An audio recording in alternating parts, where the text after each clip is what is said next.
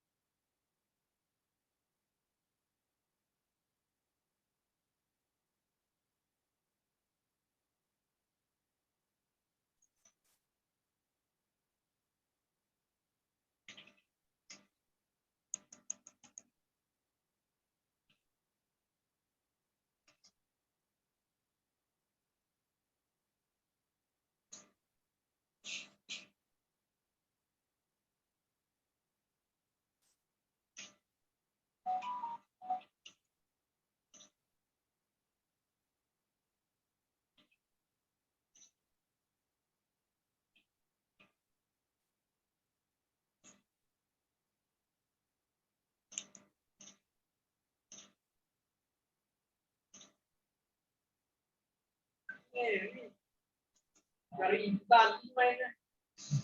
Hawa 100 aku keluar.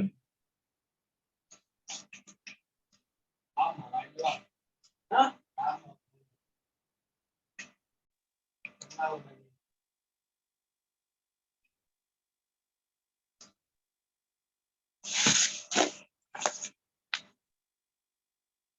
Apa 100? 141 kita 142.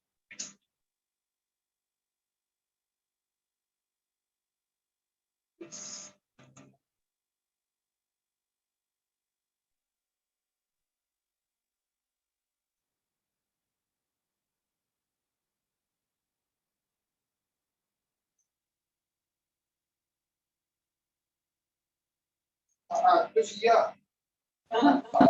Iya. Apa tuh? Asik. Iya, yang jangan saat ini, keseluruhannya. Saat ini. Tapi saat ini udah lah. Mana main?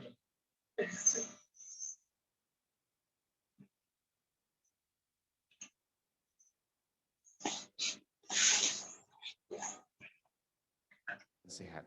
Ternyata kalau sesuai dengan penelitian, orang yang berpuasa itu insya Allah imunnya itu akan naik. Bahkan sampai 10 kali lipat insya Allah. Jadi dari sekian banyak rahasia sehatnya Rasulullah itu, ternyata salah satunya adalah Rasulullah itu rajin berpuasa. Dengan istiqomahnya kita berpuasa, yang namanya virus, yang namanya wabah, insya Allah jauh dari diri kita, insya Allah. Amin. Kita berselawat kepada Rasulullah Muhammad bin Abdullah bin Abdul Muttalib bin Hashim bin Abdul Manaf bin Qusay bin Kilab. Allahumma salli ala sayyidina wa maulana Muhammadin wa ala alihi wa sahbihi ajmain. Baik, tema kita hari ini adalah kenapa kita mesti memilih Islam. Bapak Ibu yang dimuliakan Allah, kenapa kita sebelum kajian ini ada pertanyaan juga yang mesti juga kita selesaikan. Kenapa kita ini mesti beragama? Nah, kalau kita Indonesia ini walaupun Indonesia bukanlah negara Islam, tapi Indonesia adalah negara yang beragama. Nah, sesuai dengan landasan undang-undang kita, ya, atas berkat rahmat Allah yang Maha Kuasa dan didorong oleh keinginan luhur, maka kemerdekaan itu wajib. Ya, artinya kita merdeka ini atas berkat rahmat Allah. Artinya rakyat Indonesia mengakui bahwa negara kita ini adalah negara yang bertuhan. Dikuatkan lagi di Pancasila, sila yang pertama adalah ketuhanan yang Maha Esa. Artinya negara kita ini adalah negara yang beragama. Jadi otomatis mafhum mukhalafahnya tidak ada sejengkal pun tempat bagi orang-orang yang tidak beragama di negara kita ini. Nah, jadi orang-orang yang tak beragama, tak mengakui Tuhan, yang ideologinya komunis atau ideologinya anti Tuhan, itu tidak ada tempat di negara kita ini. Karena negara kita adalah negara beragama. Nah, dari sekian banyak agama yang ada, kenapa kita mesti memilih Islam? Nah, ada yang menyatakan bahwa agama itu sama saja. Agama itu seperti kita memakai baju nih, Pak. Ya, hari Senin mau pakai baju putih, nanti kalau mau hari Kamis nanti pakai baju merah, hari Sabtu pakai baju hijau. Seolah-olah agama hanya seperti baju. Tahun ini dia beragama Islam, besok dia sudah bosan, nanti pindah lagi ke agama lain. Nah, besok bosan lagi, pindah lagi kepada yang lain. Nah, itu kita lihat fenomenalnya hari ini. Tak sedikit kita melihat, baik di kalangan sipil maupun di kalangan orang biasa ataupun selebriti, mereka biasa pindah-pindah agama, Pak.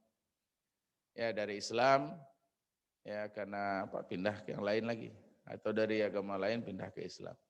Nah, pertanyaannya hari ini, tema kita, kenapa kita mesti memilih Islam?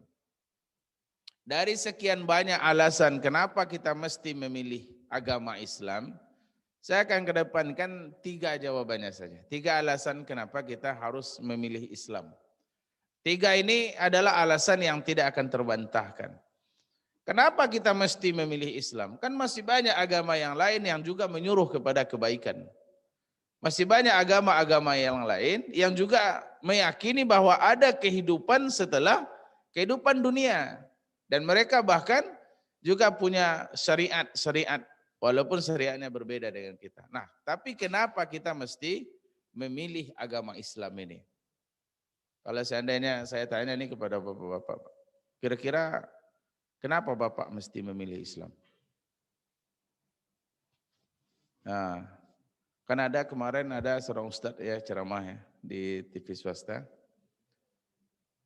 Bagi siapapun yang berbuat kebaikan, maka Tuhan akan sediakan surga untuknya tanpa memandang agamanya. Kira-kira pernyataan itu benar atau salah nih, Pak? Jadi kalau kita ini sudah berbuat baik ya, maka Tuhan akan sediakan surga untuk kita tanpa memandang agamanya. Jadi agama apapun kalau dia berbuat baik, ya enggak masalah. Dia pasti akan masuk surga. Karena intinya semua agama itu menyuruh kepada kebaikan. Nah, ini adalah pernyataan yang sesat dan menyesatkan bagi kita ya, pandangan kita sebagai seorang muslim. Karena tidak semua agama itu sama. Tidak semua agama itu sama. Makanya kita mesti meyakini kenapa kita mesti memilih agama Islam. Nah, baik Bapak Ibu yang dimuliakan Allah. Jadi dari sekian banyak alasan kita kenapa kita mesti memilih Islam, nah saya akan sampaikan 3 saja. Kenapa kita mesti memilih Islam? Kenapa anak-anak kita mesti suruh Islam? Kenapa keluarga kita mesti Muslim? Dan kenapa kita mesti bersyukur alhamdulillah dilahirkan dari rahim seorang Muslim atau dilahirkan dari keluarga yang Muslim? Nah, setidaknya ada 3 alasan. Yang pertama, kenapa kita memilih Islam? Karena Islam itu adalah agama seluruh Nabi dan Rasul. Seluruh Nabi dan Rasul mulai sejak Nabi Adam sebagai Nabi pertama sampai kepada Rasulullah Muhammad sallallahu alaihi wasallam, semua mereka beragama Islam. Ya. Walaupun syariatnya berbeda-beda, tapi la ilaha illallahnya sama. La ilaha illallah. Kalau Nabi Ibrahim membawa ajaran Ibrahim Rasulullah. La ilaha illallah. Kalau Nabi Musa membawa ajaran Musa Rasulullah. La ilaha illallah. Kalau Nabi Isa membawa ajaran Isa Rasulullah. La ilaha illallah. Nabi Muhammad yang bawa ajaran Muhammad Rasulullah. Tapi la ilaha illallahnya sama. Ya, bahwa tidak ada Tuhan yang berhak disembah kecuali hanya Allah. Ini alasan pertama Kenapa kita mesti memilih Islam? Karena agama seluruh nabi dan rasul itu agamanya adalah Islam. Ya, Allah Subhanahu wa taala jelaskan dalam surat Al-Baqarah ayat 136. Bismillahirrahmanirrahim. Qulu amanna billahi wa ma unzila ilaina wa ma unzila ila Ibrahim wa Ismail wa Ishaq wa Ya'qub wal asbati wa ma utiya Musa wa Isa wa ma utiya nabiyuna min rabbihim la nufarriqu baina ahadihim wa nahnu lahu muslimun. Nah, katakanlah aku beriman kepada Allah dan apa yang telah diturunkan kepada kami dan apa yang telah diturunkan kepada Ibrahim, Ismail, Ishak, Yakub, ya, dan keturunan-keturunannya. Jadi Bapak Ibu yang dimuliakan Allah, apa yang diturunkan kepada Rasulullah Muhammad sallallahu alaihi wasallam itu agamanya sama dengan apa yang diturunkan kepada Nabi Ibrahim dan keturunannya. Ibrahim itu beliau adalah bapaknya para nabi. Jadi nabi-nabi ini adalah dari nasabnya Nabi Ibrahim alaihissalam. Maka ajaran yang dibawa oleh Rasulullah ini, agama yang dibawa oleh Rasulullah di bidang akidahnya itu sama dengan ajaran yang dibawa oleh para nabi seluruhnya ataupun Nabi Ibrahim dengan keturunan-keturunannya. Nah, berarti ini alasan pertama Bapak Ibu yang dimuliakan Allah. Jadi agama yang dibawa para nabi itu adalah agama Islam. Kalaupun ada hari ini orang menuduhkan bahwa Nabi Isa beliau membawa agama ini, itu adalah fitnah yang nyata. Nabi Isa tak pernah membawa ajaran seperti yang ada hari ini. Kalaupun itu hari ini dikembangkan, mungkin itu adalah penyimpangan-penyimpangan ataupun ulah tangan manusia yang sudah merubah ajaran itu sendiri. Jadi ajaran para nabi itu yang pertama mereka adalah muslim. Atau seperti contoh lain Nabi Yusuf. Nabi Yusuf itu berdoa kepada Allah yang dijelaskan dalam surat Yusuf ayat 101. Tawaffani musliman wa alhiqni solihin. Ya Allah, wafatkan aku dalam keadaan muslim. Tawaffani musliman, wafatkan aku dalam keadaan muslim. Ini Nabi Yusuf. Ya, Nabi Yusuf itu dari zuriatnya Nabi Ibrahim alaihissalam, dari Bani Israelnya. Jadi Nabi Ibrahim itu ada 2 orang istri. Yang pertama namanya adalah Siti Sarah. Dari Sarah ini lahirlah Nabi Ishak, Ishak sampai Yakub, Yakub ke bawahnya Yunus, Yunus nanti Yusuf. Nah, itu Bani Israel semuanya, itu dari keturunan Ibrahim dari pihak Sarah. Kemudian istri kedua beliau namanya adalah Hajar. Dari Hajar lahirlah Nabi Ismail. Ismail nasabnya ke bawah itulah Rasulullah. Ya, Muhammad bin Abdullah bin Abdul Muttalib bin Hashim bin Abdul Manaf bin Qusay bin Kilab bin Murrah bin Ka'ab bin Lu'ay bin Fihir bin Galib bin Mudrikah bin Mudar sampai nanti bin Ismail bin Ibrahim. Jadi Nabi Ibrahim itu keturunan ke bawah itu adalah sampai ke Bani Hashim Rasulullah. Dari pihak istri pertama itu adalah Nabi Yunus, Yusuf sampai ke bawahnya Bani Israel. Jadi Nabi Yusuf ini beliau juga membawa ajaran sama dengan ajaran Nabi Ibrahim, yaitunya Muslim. Nah, sampai doa beliau diabadikan dalam Quran, tawaffani musliman wa alhiqni salihin. Ya Allah, wafatkan saya dalam keadaan Muslim. Berarti agama seluruh para nabi itu adalah agama Islam. Atau juga cerita tentang Nabi Isa alaihissalam. Nah, ketika Nabi Isa, ya, Nabi Isa itu ada murid-muridnya yang setia, namanya Hawariyin. Kaum Hawariyin itu adalah orang-orang yang setia dengan Rasulullah Isa alaihissalam sampai dia menyaksikan, wahai Isa, saksikan bahwa kami adalah seorang yang Muslim. Nah, jadi Nabi Isa itu pun membawa ajaran Islam. Nah, ini alasan yang pertama kenapa kita mesti memilih agama Islam. Nah, karena agama para nabi, agama para rasul, semua mereka membawa ajaran agama Islam. Yang kedua, kenapa kita mesti memilih Islam? Yang kedua, agama Islam itu sesuai dengan fitrahnya manusia. Sesuai fitrah. Ya. Jadi agama Islam itu tidak pernah bertentangan dengan fitrahnya manusia. Seperti yang Allah Subhanahu wa taala firmankan dalam surat Ar-Rum ya ayat 30. Bismillahirrahmanirrahim. Ya, ayat 30 kata Allah, Fa'aqim wajhaka lid-dini hanifa fitratallah allati fataran nasa 'alaiha. Maka hadapkanlah wajah engkau kepada agama yang benar, yaitunya yang sesuai dengan fitrahnya manusia. Apa contohnya? Agama Islam yang tidak menentang fitrah. Contoh dalam agama Islam ini, kita dalam fitrahnya manusia, kebutuhan biologis itu adalah fitrah, Pak. Jadi kalau ada laki-laki melihat perempuan tertarik, itu fitrah itu. Jadi kalau ada yang sebaliknya, ada laki-laki tak tertarik dengan perempuan, itu tak normal tuh, tak fitrah namanya.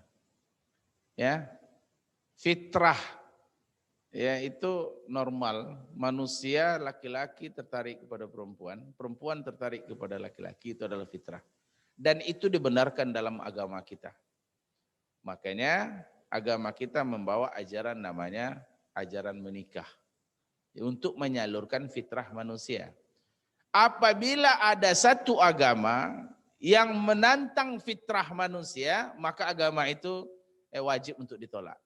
Apabila ada agama yang melarang menikah. Nah, jadi kalau ada agama, dia tak boleh menikah. Karena dia fokus, dia melayani Tuhan, kemudian dia tidak menikah, tapi dia berzina. Ini agama yang sudah nyata kesesatannya. Kalau ada yang menantang fitrah manusia. Fitrah manusia juga bahwa berzina itu adalah sesuatu yang tak baik. Tak baik untuk kesehatan. Bagi orang-orang yang suka berzina, maka Allah akan berikan kemurkaan ataupun yang menimpa hal yang buruk kepada dirinya. Dulu ada satu kaum namanya kaum Sodom ya. Mereka suka berzina. Nah, kaum Sodom itu antara Yordania dengan Israel itu ada satu negeri namanya negeri Sodom. Mereka suka berzina, bahkan lebih parah lagi mereka suka berhubungan sesama jenis. Maka saat itu Allah utuslah seorang nabi namanya Nabi Lut. Nabi Lut. Nabi Lut berdakwah dari situ. Jangankan beriman kaum Sodom ini, bahkan mereka itu mengusir Nabi Lut, bahkan ada yang mau memperkosa Nabi Lut, na'udzubillah, ya. Nabi Lut mau diperkosa. Akhirnya apa kata Allah? Falamma jaa amruna ja'alna 'aliyaha safilaha wa amtarna 'alaiha hijarah. Di saat itu ketika mereka melakukan perzinahan, bahkan bergaul dengan sesama jenis, saat itu Allah turunkan musibah. Musibah itu Allah turunkan gempa bumi yang luar biasa, sampai rumah mereka itu jungkir balik. Ja'alna 'aliyaha safilaha. Kami jadikan atap rumah mereka itu seperti lantai, berarti jungkir balik rumahnya. Nah, bisa kita bayangkan. Saya seumur hidup belum pernah melihat gempa bumi yang membuat rumah kita ini jungkir balik. Paling-palingan goyang, roboh, atau terbenam, cuman itu. Tapi yang jungkir balik, atap jadi lantai, lantai jadi atap belum pernah. Nah, negeri Sodom ini sampai Allah jungkir balikkan rumah mereka. Setelah mereka Allah jungkir balikkan, mereka berlarian keluar rumah. Setelah mereka berlarian, wa amtarna 'alaiha hijarah. Di saat itu Allah turunkan hujan yang terbuat dari batu. Na'udzubillah. Akhirnya negeri Sodom ini hilang. Ya, hilang. Kemudian ada kemarin penelitian tahun 1995, ada mahasiswa menemukan sebuah negeri di Laut Yordania, di dasar lautan, yang diperkirakan itu adalah negeri Sodom. yang pernah dimusnahkan Allah Subhanahu wa taala. Kenapa begitu besar murkanya Allah ke negeri Sodom ini?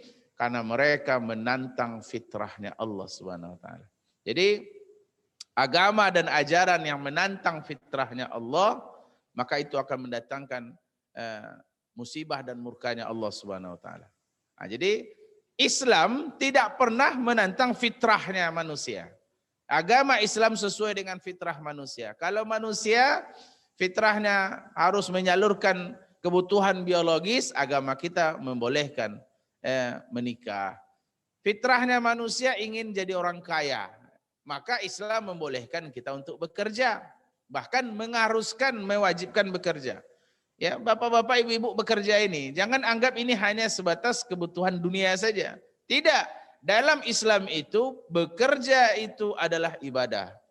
Bahkan dia keluar rumah, niat mencari nafkah buat anak istri dengan rezeki yang halal, maka setiap langkah kakinya itu dianggap sebuah jihad fi sabilillah. Subhanallah.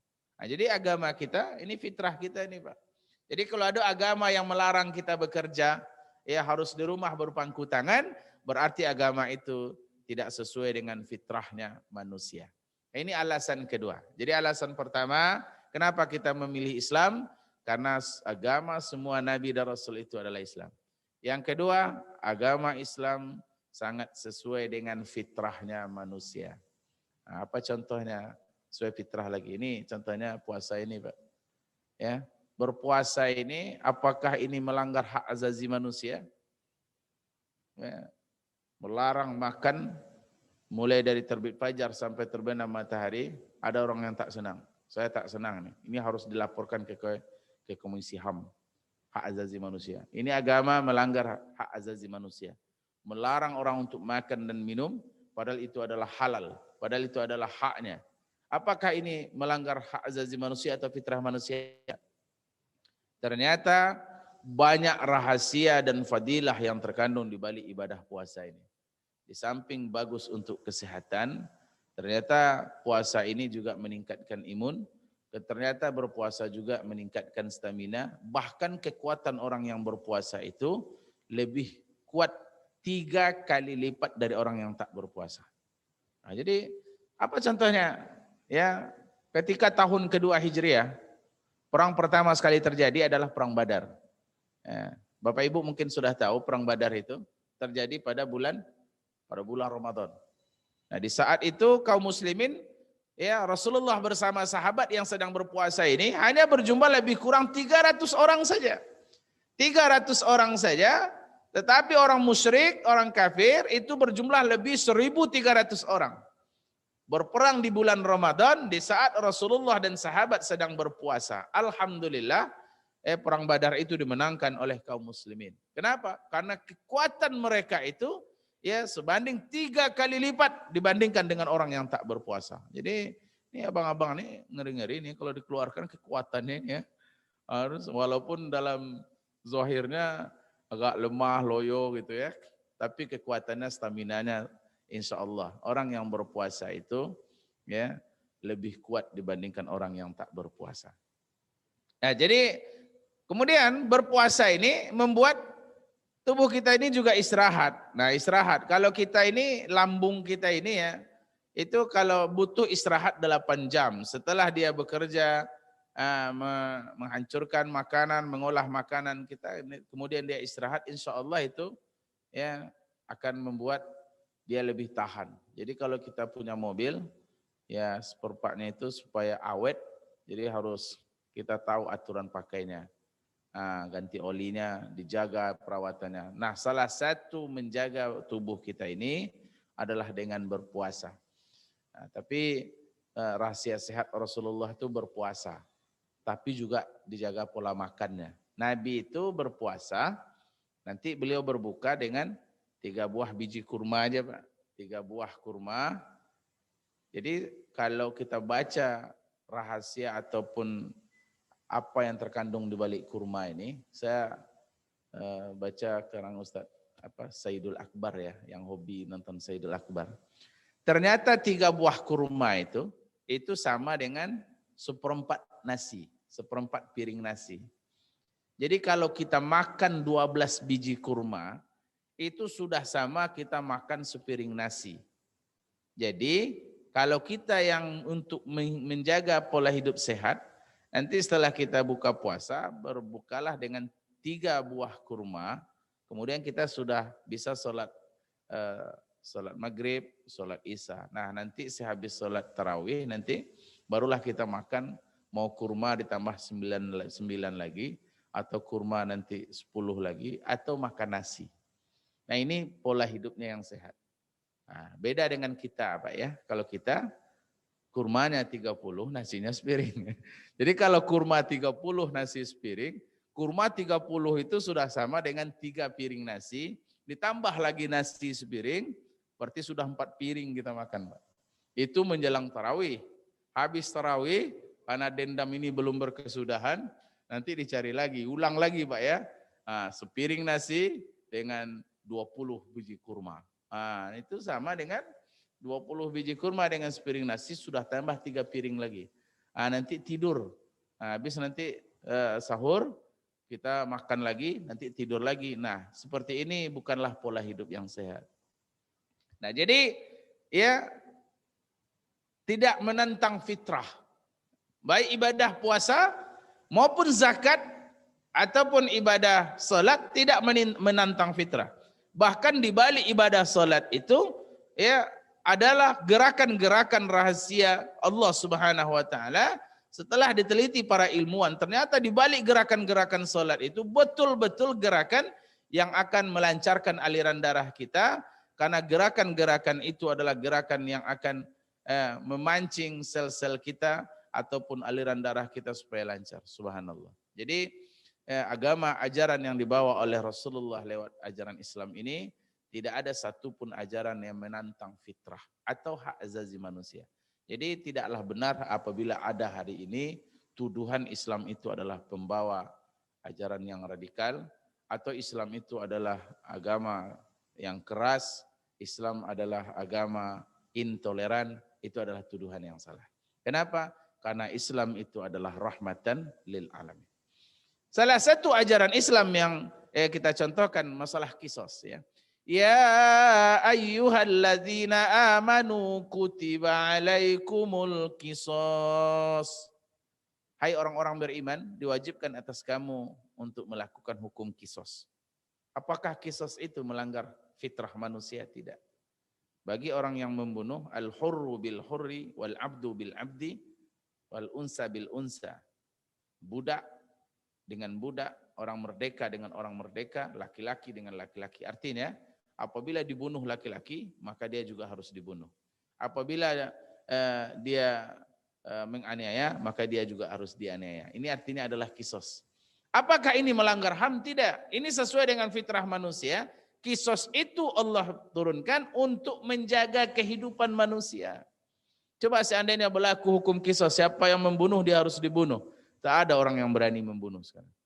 Pasti akan terjaga ya kehidupan orang lain. Kalau dilakukan hukum potong tangan, siapa yang mencuri dipotong tangannya. Tak ada orang yang berani mencuri. Kenapa hari ini orang berani mencuri? Kenapa hari ini orang berani korupsi? Karena menjadi seorang koruptor itu menjadi sebuah profesi yang nyaman. Nah, kalau jadi koruptor itu nyaman sekarang. Bisa berjoget ria di depan televisi, bahkan dia bisa bernyanyi-nyanyi di depan pengadilan. Nah, coba kalau diterapkan hukum potong tangan, tak ada yang berani berjoget ketika dia korupsi. Ya, jadi intinya yang kedua ini, bahwa agama yang dibawa oleh Rasulullah lewat Islam ini tidak ada yang bertentangan dengan fitrahnya manusia. Yang ketiga, kenapa kita mesti memilih Islam? Nah inilah dia, innad dina indallahil Islam. Hanya agama yang diridhoi oleh Allah itu hanyalah agama Islam.